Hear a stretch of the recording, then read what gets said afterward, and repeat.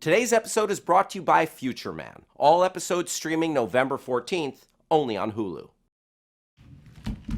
Happy Friday! Welcome to Screen Junkies Universe. This is a good Friday. Why? Because I am joined by these wonderful human beings. Mr. Dan Murrell, happy moving day. Thank you. Yesterday was not fun. But I'm back today. It's a Good Friday, but it is not Good Friday. It's not Good Friday in the religious sense. Yes, it's Good Friday in the sense that I'm very excited to be joined by Danielle Radford. Hi, guys. Hello. Hal Rudnick, thank you for being here today. Awesome to be here. And it's not Good Friday, but it is Veterans Day this Friday. Yes. I want to say hi to everybody who served, all our veterans out there. My dad was in the Marines, and I appreciate everything you've done for our country. I just want to say that there's all kinds of interpretations of what a Good Friday might be. I feel like we're really narrowing the scope. But yeah, it is Veterans Day, and let's take a minute. My brother was in the Marines. Mm-hmm. Basically, my like every dude in my family has been in the Army. My pops is in the Army. He's not watching this because I can't explain to him what I do for a living. That's fair. My girlfriend Mara is a veteran.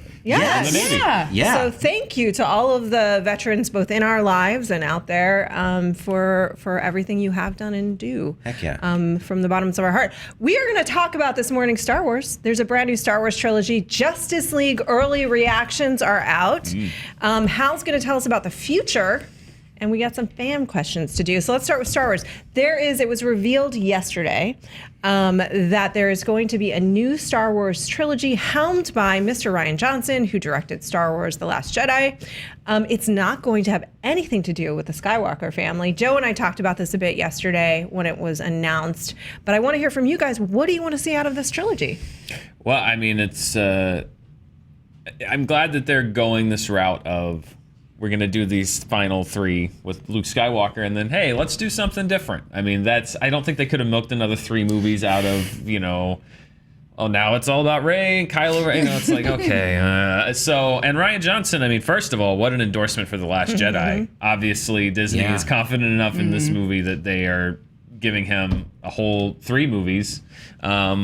But yeah, I mean, I'm torn. If it wasn't Rian Johnson, if they just said, we're going to do 3 more Star Wars movies and that was it, I'd kind of be like, oh, great. Because, I mean, we know they're going to run Star Wars into the ground. However, they're already doing it. Yeah. However, I love Rian Johnson. Yes. I think he's a great talent. And that's what makes me say, like, okay, these I'm on board at least to see what the concept for this is. Yeah, I've decided to start thinking of Star Wars as Star Trek, so I'm really excited for Star Wars Discovery, and we'll see what everyone else thinks about it. Star Wars: The Next Generation, and I read some expanded universe stuff when I was a kid because I'm that person, and I know it's probably not going to draw from any of that. No, it might.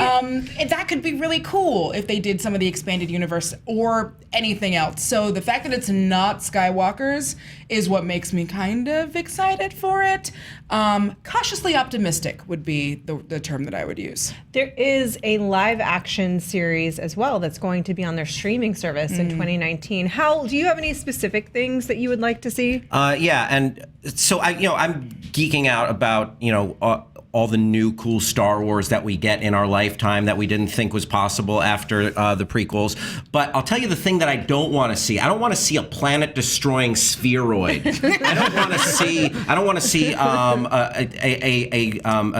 giant Death Star again, or at least for a little while, or at least not in all the movies, or at least not the major plot point that drives this trilogy. Because as much as I love everything, and I'm so glad that we've awakened the Force in a good way.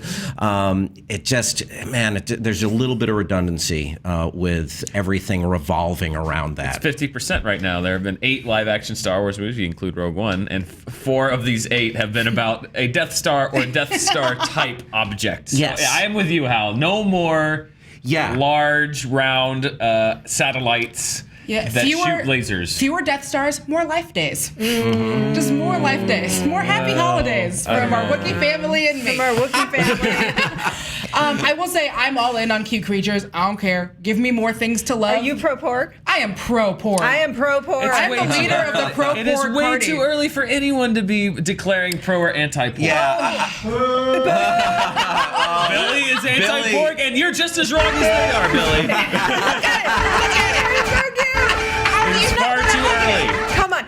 Ernest Porgnine, the porg that I share custody with Max Dion, will beg to That's a differ great name. that That's a it's great too name. early to love a porg. I love my porg. He's my son. But speaking of all the cute little characters that that have stolen our hearts, Ewoks, porgs, etc. But I want to see these little characters, these side characters that have been tertiary storylines throughout the. I want to see more bounty hunters. I want to see more of that cool crap that is less focused on the pillars of Siths and Skywalkers. And, a lot of people, it's interesting because a lot of people are calling for it to draw upon Knights of the Old Republic. And So good. yeah, exactly. Which Knights of the Old Republic is so good. It's like one of my favorite video games and could be really cool, right? could be incredibly cool. Have any of you played Knights of the Old Republic? Oh man, it is a fantastic Star Wars RPG. Gosh, probably came out like a decade or more or so. Oh, it's so good. I'm familiar with the story. I actually haven't played the games, but I am familiar with the storylines, and I do think that there's something pretty rich in there. Although Joe Starr yesterday and I were talking about it.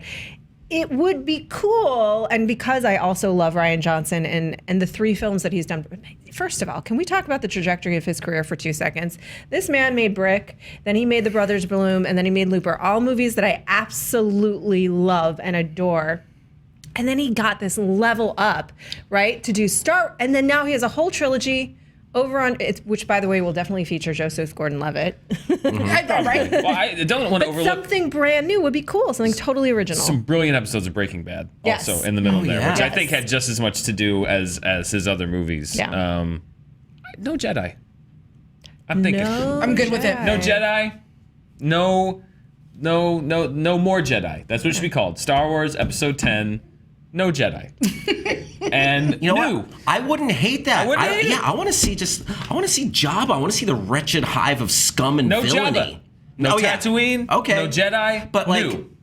Everything Completely new. I just want bounty hunters. I want more bounty hunters. And Hal wants bounty hunters. All right, no Jedi with bounty hunters is what I'm not necessarily saying that because I actually think there are storylines that could be really cool that do have to do with the Jedi. But we'll see where it takes us. Maybe by the end of this trilogy, we'll feel complete.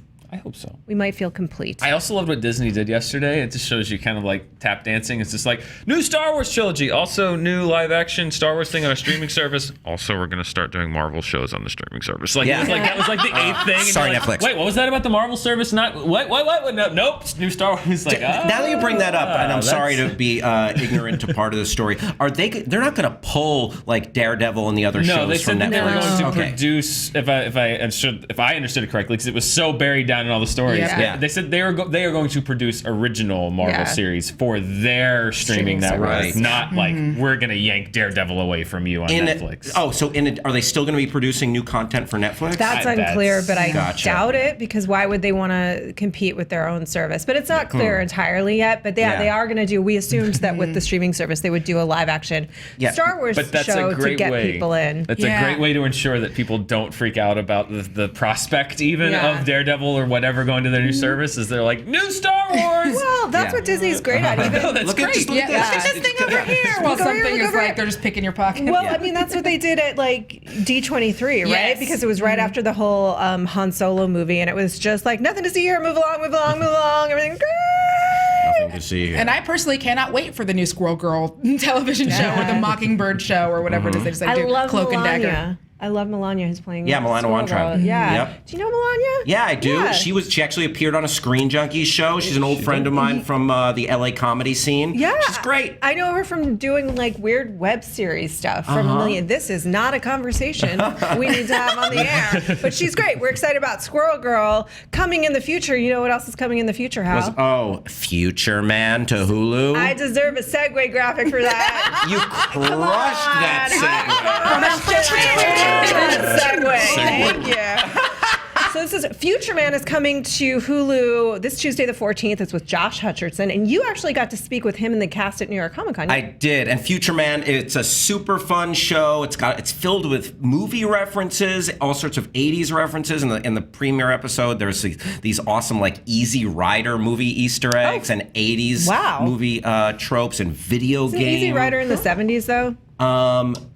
Yeah, it is. Anyway, go but ahead. it's filled with movie tropes and Easter eggs from all eras of movies, and it's a lot of fun. And I got to chat with the cast at New York Comic Con. Yeah, and you were talking about this, like with all of the 80s and the nostalgia and the references. You did a top 5 countdown with him of the top 5 80s, most nostalgic 80s movies. Yes, we did. All right, That's let's take a cool. look. Top 5.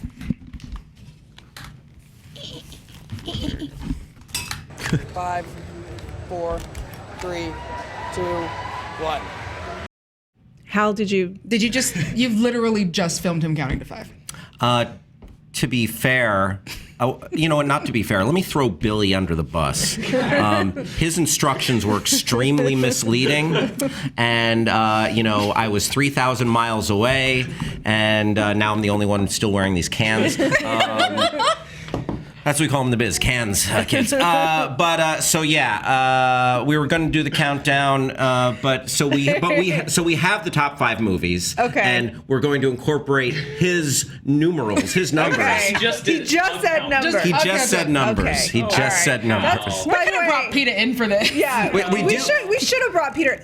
He's very trusting Again, don't of blame us. me, blame Billy. It's very trusting of us Love because we you, could Billy. have had him count down anything, really. But what we're going to have him count down is let's have him help us do the 80s movies. Yes, the top 5 most nostalgic 80s movies. Okay, let's Great. count it down. Let's take a look. What does he have to say? Number 5, 5. Breakfast Club. Why did we all put our cans? I don't know. Why did He's just gonna say a number. Yeah. He's just gonna He's say just gonna say 5. We Yeah. got really excited. Like, ooh, maybe this is the trick. Nope. So, Breakfast Club, it's it brings back so many memories. Dan, what's your favorite Breakfast Club moment? My favorite Breakfast Club moments? Yes. Oh, wow. I love the part where they got high, but apparently they also did meth off screen because I don't What? know. I don't know. Well, no, not in reality, but when they get high, they I start thought this was bouncing gonna be a off whole- they start bouncing off the walls, and then they scream and the door shatters. Like, how does that even work? They're That mutants. is crazy. They're mutants. That was a weird moment. It's very strange. No, I love Weed the was Breakfast Club. different in the 80s. It was laced with PCP. It was. Yeah, that's what that taught us. What's your favorite moment? There's so many classic moments. I mean, it gets intense where it's like, that's Christmas in the Bender household, man. Here's a pack of Smoke Up Johnny. And then, Anthony Michael Hall. I will say, Anthony Michael Hall, at the height of his powers in The Breakfast Club. yeah. Yeah. Oh, yeah. I mean, because he's kind of douchey in everything else he does. Well, no, Weird Science. He was in Weird Science, right? This is Yeah, the yeah, geek yeah. phase of But it. yeah, I love Anthony Michael Hall's geek phase. The lamp. The Yes. light wouldn't turn on. Wait. Yes. I was thinking of Real Genius, which is Val Kilmer. Yeah, no, he yeah. filled But yeah, out no, and he went to was Weird definitely Science. in Yeah. Weird Real Genius is a gem. Isn't it great? Yes. That's such a good movie. What best favorite Breakfast Club moment? Oh, that's really hard because I like it a lot when the two ladies bond, but it always kind of breaks my heart that it's like, oh, to get this guy to like you, you have to Change who you you have are. to dim your shine. Yeah. Eat cereal and candy and Pop Rocks and stuff on your sandwich, girl. Don't let no man tell you who to be. I hear you, because you want anyone. You should be yourself in life. Yeah. But that is such a classic '80s True. makeup. Yeah. And it's a really good bonding moment for the two of them, which Yeah. is why I kind of like it. I think my favorite moment is when he's crawling back. Crawling his way back, and he's talking to himself, because there's just something so raw about that character. But it's funny, I quoted that just the other day. Joe Starr told me I got detention, and I was like, well, as long as there's a jock and a freak and a princess, I'm okay. Can I just say, looping back to Real Genius quickly. Yeah. Always. Yeah. Hell yeah. Real Genius is the lost movie in the William Atherton 80s trilogy, because everyone always remembers Ghostbusters and Die Hard. No one ever mentions Real Genius. We've done it. And William Atherton's a great actor, and that was apropos of nothing, and I just felt like I had to give him props because he's a great character actor. No, Yes, give him his love that roses. shout Yeah. out. Let's look at number 4. Number 4. No need for cans. 4. There you go. Bang up. Thank you, Peter. Ghostbusters. I mean, a lot of people I think are going to be surprised this isn't higher on our list, but ghosts. Favorite ghost moment? I love quoting, are you the keymaster or the gatekeeper? Just like that exchange is amazing. But it's filled with moments. Yeah, there is no Dana, only Zool is like the best Yes. thing in the entire world. Although I have to say, I saw Ghostbusters 2 first, so it's always gonna have like a bigger part of. I know. I know I'm a wrong person, Yeah. but it's always going to have the bigger part of my heart because I saw it first. So your To heart me- belongs to Vigo the Carpathian. Yeah, the Ghostbusters theme for me will always be that Bobby Brown song, and there's nothing I can do about it. Oh, there's nothing wrong with that. That was the first CD I ever owned. Oh. Was the soundtrack to Ghostbusters 2. Wow. So I know all those songs as well. How confusing it must be, because literally Ghostbusters 2 opens with a title graphic that says 7 years later. So Yep. it must be really disorienting to just. I don't think I saw the first Ghostbusters until I was like 12. And I had seen Ghostbusters 2 like well before that. And I was like, oh, that's the thing. Oh, the dog stuff. Oh, that's how they met. Oh, Slimer. I get it. It's a There's no Bobby testament. Brown, though. No. There's a testament to how much I really love you. That doesn't make you a wrong person. I want to give Winston some love, because everyone always Yeah. talks about the other Ghostbusters. Winston has maybe the funniest line in the entire Ghostbusters movie when he says, "Ray, when someone asks you if you're a god, you say yes." Like that is, I love that line, and I feel like he doesn't get the props. He's surgical. I get he doesn't come into the movie till late, but like Winston, everyone else gets all the hoopla. He's a funny dude. Especially considering how much we know now, like how much that character was kind of cut Yeah. down. And so he did so much with what he With- had, with what he was considering that given. he thought that he was going to have a much bigger role. Yeah, which is so unfair in Yeah. retrospect. I'm just going to give a little bit, because there's so many amazing moments, and Yeah. that my favorite is There Is No Dana. But I just want to give a little love to Rick Moranis. Yeah. Just in general, and how sort of charming and adorable he was just puttering around his apartment, and how much I just kind of love him and want to hold him and give him a hug. Hell yeah. Even when he's a dog demon. Even Aw. then. Yeah. Number 3 on our list. 3, Twist. Back to the Future, or is it? It's Ferris Bueller's Day Off. Which, God, I love this movie. Do you guys love this movie? I want to live my Yes. life this way. I live in a weird alternate reality of this movie, because it came out when I was like 3, and my mom was very judicious about what I could watch. And even though Ferris Bueller's Day Off is a PG-13 movie, it's got like a fair amount of language for an 80s PG. Got the F word in there, and my mom loved it. And so when it came on NBC, she taped it. And so until I was like 9 or 10, that was Ferris Bueller's Day Off for me. And there were jokes in the movie that I didn't know existed. Like, I saw it again, I was like, oh my God, I've seen this movie 20 times, and I had no idea. Like the part where the guy on the horn honks the horn that's delivering the flowers, and Rooney goes like that. Yeah. That's not, he just like shifts the flowers in the TV version, and it's like, there was a whole other version of Ferris Bueller's Day Off that I had no idea existed until I was Amazing. like 10 or 11 years old. I love that. It's one of the few movies I have memorized. Like, that movie is the best. When Cameron goes to Egypt land, Cameron's goes. What about you? Oh, I mean, so quotable. All these movies are just filled with gems, but I don't know. I just immediately thought of Abe Froman, the Sausage King of Chicago. That's maybe my favorite little small supporting performance. It's like, you're Abe Froman, the Sausage King of Chicago. Yes. Call the police. Like, that guy is Excellent. just the best little weasel, and maybe ever. Like, John Hughes could do that. Like, he just cast even the little tiny parts. Like, oh, but that guy. Yeah. I Abe Froman. love that Oh yeah, movie. second John Hughes movie on our list, and of course John Hughes owns the 80s. Yeah. He owns the 80s. There was also a weird, a lot of people don't know this, but one of the sequels to House Party, I believe was House Party 4, is basically just Ferris Bueller's Day Off, starring kids from a boys group that no one's ever heard of, because Kid and Play were done with the movie at that point. Yeah, I was gonna say, were Kid and Play even in it at that point? They were no Yeah. longer kids that played. They were like 40-year-old men. Yeah, because I've seen House Party 1 and 2, but I don't think I've gone any further than that. Now I You're regret fine. it. Oh, and don't forget Bow Bow Chicka Chicka. Before it was Butterfingers. Which it was that. actually also used, I think, in The Secret of My Success. It was. I think it was also used was. in that. Heavily. Yeah, heavily. And very strange. Yeah. And Michael kind J. of a Fox. very Yeah. similar Secret of My kind of Success. Yeah. like chasey. Oh, I Yeah. love Secret I of My believe his Success. I love ants. me some Helen Slater. I believe that's used as the underscore for his aunt seducing him, Yes, which is it a whole is. other weird thing about Yep. that movie. Yeah. And people are like running in and out of Yeah. I do like also the fan theory that all of Ferris Bueller's Day Off takes place in Cameron's head, and that it's just Cameron in the movie, which I feel like makes a lot of sense. I don't know if you guys have ever seen the classic film Anti-Mame. But With Lucille Ball?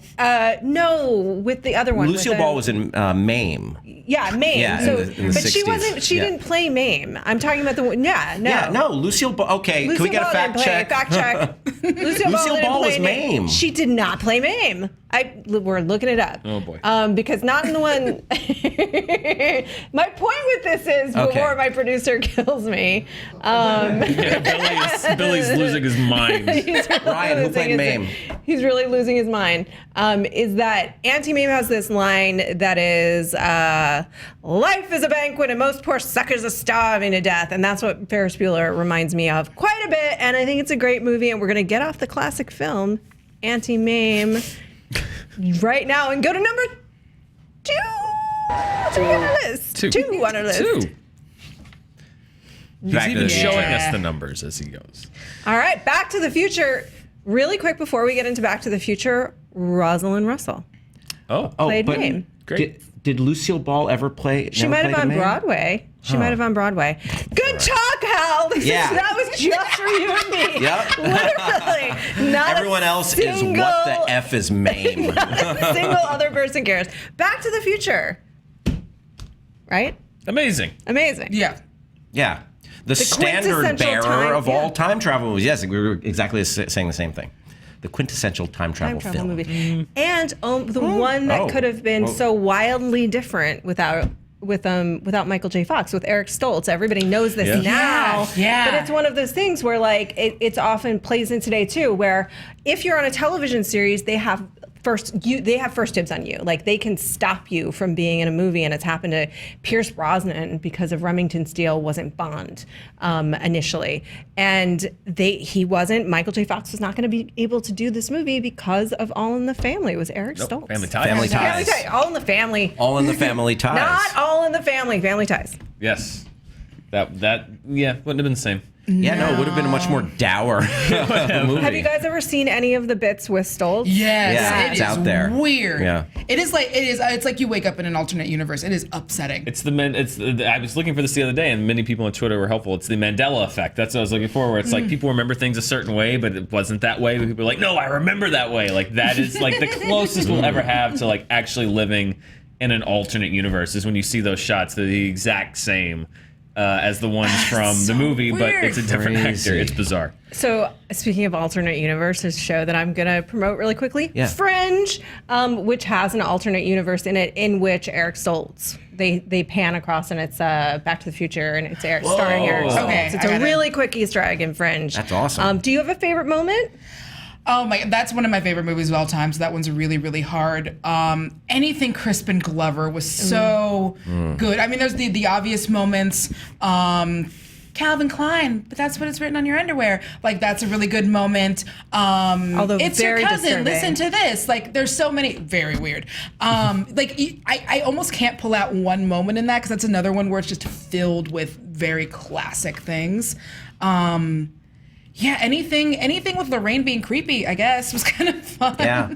Yeah, I love Get Your Damn Hands Off Her and I Am Darth Vader when he puts the headphones on. It's just, it's amazing. Do you have a favorite moment? Yeah, the movie itself is like again, it's people always Thomas Wilson. You know, everyone talks about Crispin Glover and Christopher Lloyd, but again, like as Biff, he's what a great amazing. bully, and Yes. I feel like he doesn't get mentioned as you can tell. I'm a sucker for a great supporting performance in a movie that's amazing and as good as the rest of the cast. But yeah, Thomas Wilson and the fact that he had to play that character 2 other movies, like in different time periods and different dimensions, and he was always great. In And every the one of them. fact that character has now been elected the president of the United States in real life.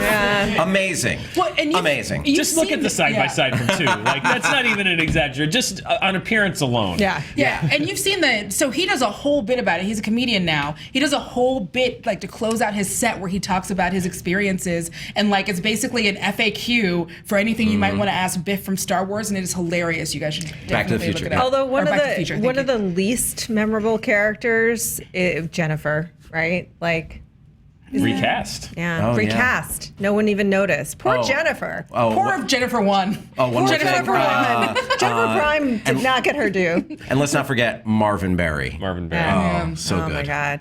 Love that movie. What were you going to say? Terminator was the one that set the standard? Quintessential time travel movie. I don't know. Terminator. I think 12 Monkeys is a great movie. It's great. I feel like There's we a lot just of great time acknowledge Back to travel. the Future is like the best time travel movie of No, all it's time. one I think of there's a them. discussion to be had. Back to the Future, Terminator, 12 Monkeys. Let's look at number 1. What? Yeah, take us there, Peter. Phone home. Yeah. Are we just going to look at the Yeah, we're just Yeah, gonna that's how powerful the nostalgia is. Like that is how profound that we were struck dumb and stared at the Elliot. beautiful. I love that movie. That movie is so gorgeous. Sick That product movie- placement, maybe the best product placement of That all is the time. best product placement. That's true, not why I love the film, but yes, also true. But if you think about it, we don't get enough of this these days where, like, when you think about aliens and what they're typically a metaphor for in cinema, right? Like, during the 50s, they were so scary, War of the Worlds, because people were very frightened about Russia and the Cold War, and they sort of represented the other. And then E.T. came in, and it sort of humanized, for a lack of a better word, the other, and made you empathize and see what you have in common. And they had this intense connection just through their bond of friendship. And I love that movie for that reason. We don't get enough of that in sci-fi these days with our aliens. It's the movie that got me into loving movies, literally. I mean, that's the movie that made me say, I want to do that, or I want to talk about that, or, you know, it's the only movie that I've seen probably 40 times. It's the only movie that every single time there's a moment that just makes my hair stand on its end, and it's just like, that for me, that's like the Rosetta, that's the key. That was the one movie that made me say, like, this is what I want to spend the rest of my life doing. Just even the shots, like just the choice to tell so much of it visually from the perspective of a child. I am a wrong person. Oh. So the first, before I saw E.T., I saw Mac and Me. Okay, Danielle, you're real. And then I went back and I saw E.T. and it is the reason why, and it grew my love for, like, chocolate and peanut butter is like my favorite thing. Like that, it worked. It worked. Oh, it does work. Because Reese's like owns my life. There's truly, and I just experimented with this at Halloween. There really is nothing better. There just isn't. Hal? Yeah, there's just not. I mean, what a great film. And just, you see the tropes and what Spielberg created with these kids. That's the thing we're trying to repeat today with the nostalgia of Stranger Things, and then earlier Super 8, and then It. You wouldn't have all of these moments without E.T., just these connections. And I think you really nailed something there, Roth, talking about just, making an alien accessible and relatable and sympathetic. We hadn't really seen that to that degree. Lost boy. Yeah. If you haven't seen Mac and Me, you owe it to yourself. If you don't know what it is, it was a movie that was sponsored by McDonald's, featuring a dance scene in a McDonald's, apropos of nothing. No it is good not a reason. musical, and it is a complete and utter E.T. ripoff. And if you've ever seen Paul Rudd on Conan, Yeah. he plays the same clip every time of this kid like rolling down a hill, and then it goes off a cliff, and it's obviously a dummy. That's from Mac and Me. Yeah. If you can find it. E.T., sure, but you have to see Mac and Me. I will say that's the movie. I always bring up the worst movies when you guys have me on here. I'm like, but okay, well, while we're talking about Supergirl, like, I'm so sorry. Mac and Me is the movie that got me into movies and wanting to spend. And then the love of film. We can talk about the original Supergirl later, but Future Man's coming out this Tuesday. You have an actual conversation with Josh. We had a super cool conversation with Josh and the rest of the cast of Superman, and they were funny and delightful, and we asked them some silly questions about some of their favorite film franchises and what they would be like well into the future. That'll be in a Screen Junkies show this week. Future Man Tuesday. Right, you've seen. We have a little clip. Yeah. We have a Oh. clip. Belly business. Do I feel safe to Should we put put our these on? cans on? Let's take a peek. We'll put on the cans. That's what we're gonna do. Cans. So, what do you envision for maybe Fast and the Furious 17? Oh man, I'm thinking a little bit like Star Wars Episode 1 with the pod racing. tell me about Fast and the Furious 25. There's no cars. Yeah, no, there's no cars involved. No cars. They're just running There's a little bit of swimming. and fly fishing. All right, sweet. Thank More you, of Hal. that Thank to you, come. Josh. Thank you, Josh, for counting remember- down with. I'm always watching you. So watch Future Man on Hulu. Very What's crazy interactive. is that. Can I just say thank you to anybody and they'll respond Yeah, to can- me? Yeah, right? You know, like, Let's use this judiciously. let's Hang use on. this I power want to make sure that we. carefully. You know what else is coming up next week? Justice League. Oh, so yeah. we haven't seen it yet. I think we're seeing it Monday. We should have a review next Wednesday. You got to check your email. Yeah, I do, obviously. We'll have a review coming up next week also with Hal. But the early reactions are in for the people that have seen this. So the Eric Davis, who works with Rotten Tomatoes and Fandango, he's a great critic. Here's what he had to say. I think if you're going to see a Justice League movie, to see all your favorite DC heroes rocking their skills and being the badasses you love, then you'll get plenty out of that. Lots of action, lots of superheroes being superheroes. Haley Fouch says Justice League is a solid entertainment despite some problems. They pulled off a strange alchemy that works better than it should.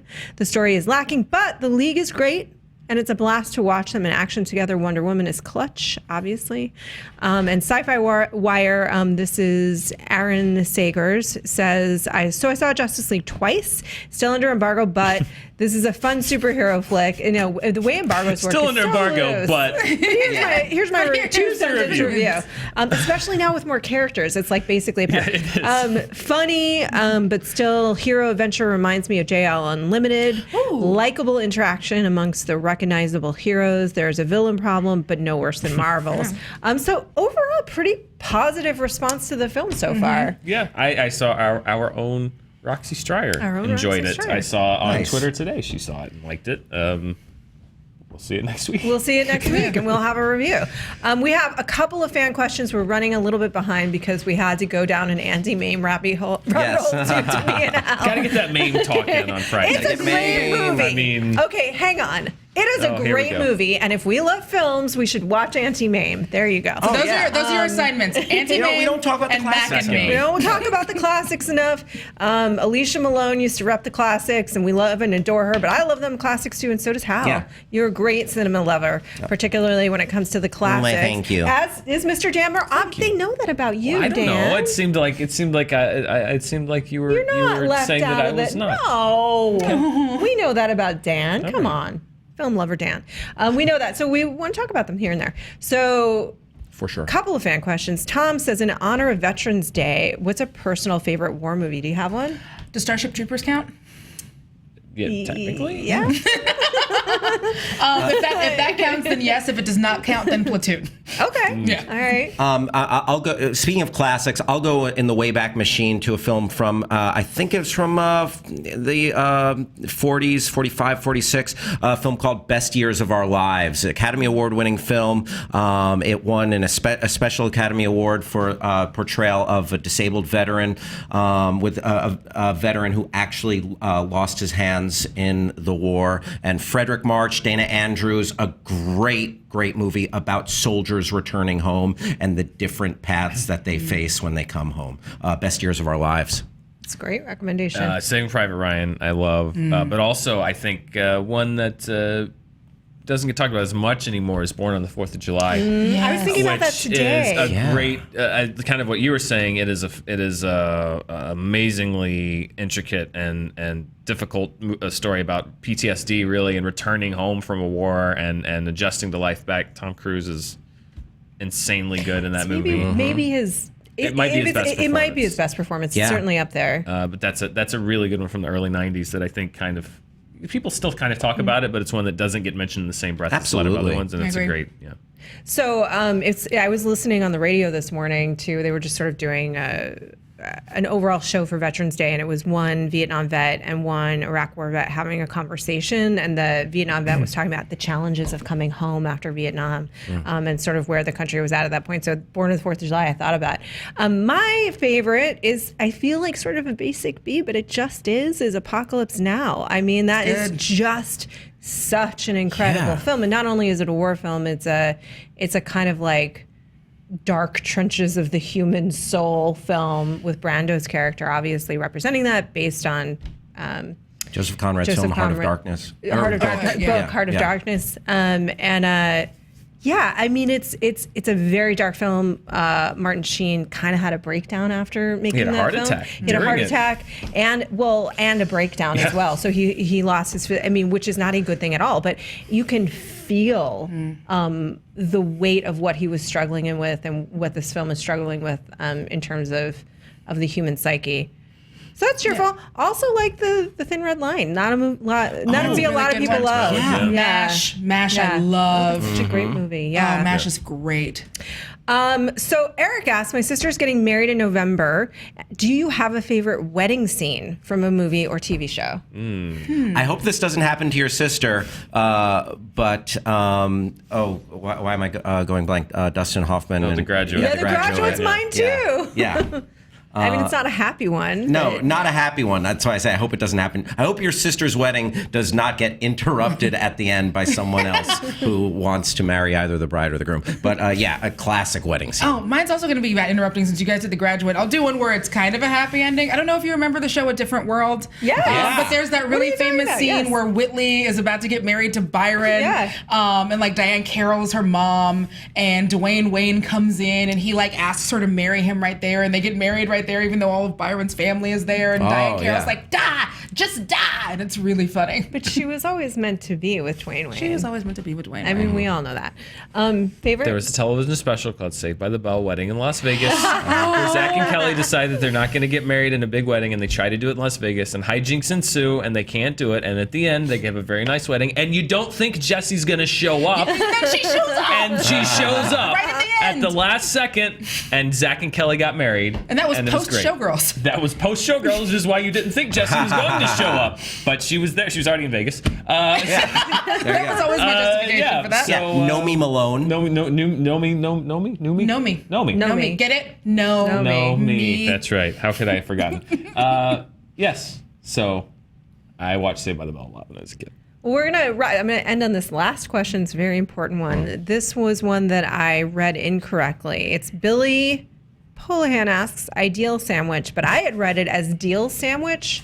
And so what I'd like us to propose is both the ideal sandwich and the deal sandwich. The deal this is the sandwich. sandwich when you reach the point in negotiations that it's just not going to happen, but the sandwich brings it together and closes the deal. That's the deal sandwich. Ooh, deal What's sandwich. the deal sandwich? I think the deal sandwich is when everybody's you're negotiating. It's hot and heavy, and we can't get over the hump to get the handshake to close the deal. So the lunch arrives, and before like the guy you're negotiating with or the woman you're negotiating with eats their sandwich, you say, "Wait, pick up the bread." And they pick it up, and there's $100 bill in there. And you say, "Do we have a deal?" And then That's the deal Yeah. sandwich. It's like Deal a mafia. sandwich. This is like a mafia interaction.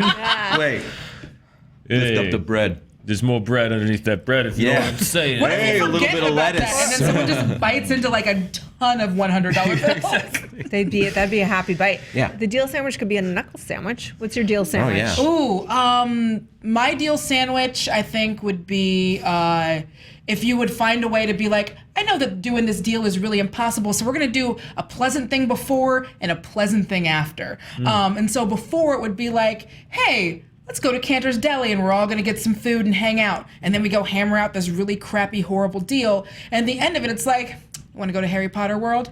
And I'm like, yeah, that's what we did. Awesome. That's a deal sandwich. I will agree to anything under those terms. Yes. Yes.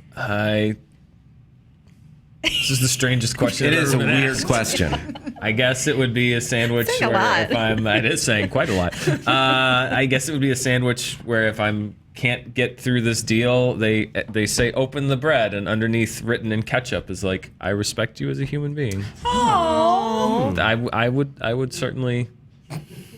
That's a What are we even talking about? That's a sweet note. Well, Or if it's an insulting deal, you can lift it up and it says "screw you." oh, that's not going to get the deal done. All right. No. Calligraphy, I respect it. Just because you're here, and I'm hoping you're back next week. Nolan wants to know the thoughts on the look of the new Doctor in emoji form or however you want to express it. Oh, I love her look so much. It looks so. Look at the pants. She looks like every girl I went to college with. It's amazing. She looks like every woman in my theater program / every graphic designer. I love it. It looks comfortable. I like the suspenders and kind of bringing back the suspenders. I feel like there's some nods to some other doctors in that outfit. A little of the scarf almost. A little of the scarf and the stripe. And plus it looks like you can run in it. And that's really the biggest thing for me is like whatever she wears, she has to be able to run in. Yeah, and move and rock out a little bit. All right, that'll do it for today. Let's close this deal sandwich on a thank you for joining us. Be nice to each other. We hope you have a wonderful weekend. Let us know your top 5 80s nostalgic or 90s nostalgic or 2000 nostalgic or future nostalgic in the comments below.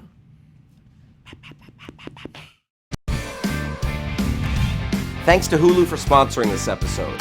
All episodes of Future Man streaming November 14th, only on Hulu.